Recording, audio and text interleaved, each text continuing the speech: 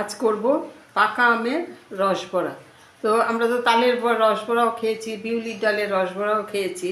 তো আজ করব পাকা আমের রসবড়া। তো তার জন্য আমি প্রথমে একটা পাকা আম নিয়ে নিয়েছি। আমটাকে আমি চেলে নেব। তো তার আগে প্রথমে আমি সুজিটাকে ভিজিয়ে নেব। এখানে হাফ কাপ সুজি আছে, এই কাপের মাপে হাফ কাপ সুজি। আর সেখানে আমি আমার স্বাদ মতন চিনিটাও নিয়ে নিলাম। তো এই দুটো সুজিটা আর চিনিটাকে আমি একটুখানি জল দিয়ে ভিজিয়ে রাখবো, তাতে করে সুজিটা একটু ফুলে থাকবে। খুব বেশি জল দেব না, যাতে সুজিটা আর চিনিটা ডুবে থাকে সেই রকম জলই আমি দিলাম। তো দিয়ে আমি একটু চিনিটাকে আর সুজিটাকে মিশিয়ে আমি একটু সাইডে রাখবো। রেখে এখন আমি আমটাকে চেলে নিয়ে রসটাকে বের করব। তো আমটাকে আমি একটা ছাঁকনির মধ্যে নিয়ে এরকমভাবে আমের রসটাকে বের করে নেব। তো আমের রসের পরিমাণটা আপনাদের পরিমাণ অনুযায়ী নেবেন।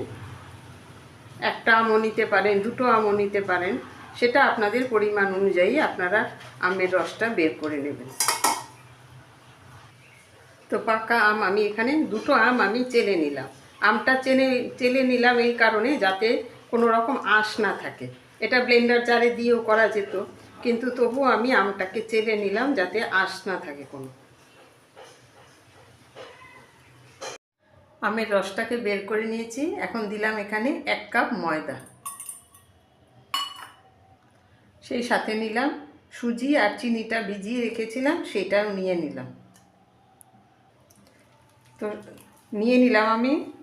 এখন আমি একটু মেখে দেখে নেব, যদি দরকার হয় তাহলেই আমি আরেকটু ময়দা মেশাবো। মনে হচ্ছে আরেকটু ময়দা লাগবে। দিলাম এখানে আরও হাফ কাপ ময়দা, দিয়ে ভালো করে মিশিয়ে নেব। তো সমস্ত উপকরণ মেখে নিলাম। এখন আমি এটাকে কিছুক্ষণের জন্য একটু ঢাকা দিয়ে রেস্টে রাখবো।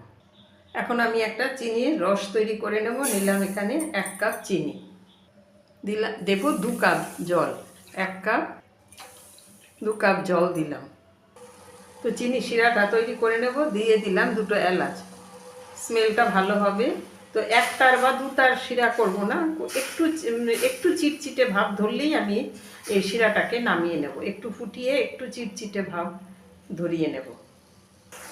তো শিরাটা হয়ে গেছে। প্রথমেই বলেছি আমি 1টার 2টার করব না, একটু চিটচিটে ভাব ধরলেই আমি এটা নামিয়ে নেব। তো শিরাটা তৈরি হয়ে গেছে। এখন আমি গ্যাস বন্ধ করে দেব। তো তেল গরম করে নিলাম। এখন আমি বড়াগুলো ছাড়বো তেলের মধ্যে। এইরকমভাবে একটা একটা করে দিয়ে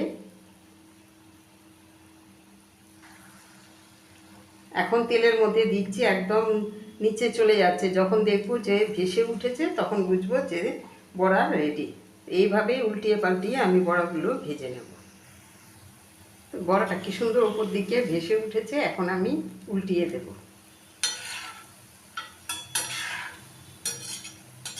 এরকমভাবে উল্টিয়ে আমি সবগুলো বড়া ভেজে নেব।